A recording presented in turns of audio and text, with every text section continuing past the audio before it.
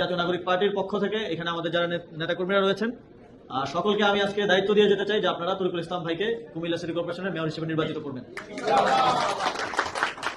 এবং কুমিল্লাকে এখানে অনেক বক্তারা বলছিলেন যে এনসিপির ক্যান্টনমেন্ট হবে কুমিল্লা। তো এটা একটা টেস্ট কেস।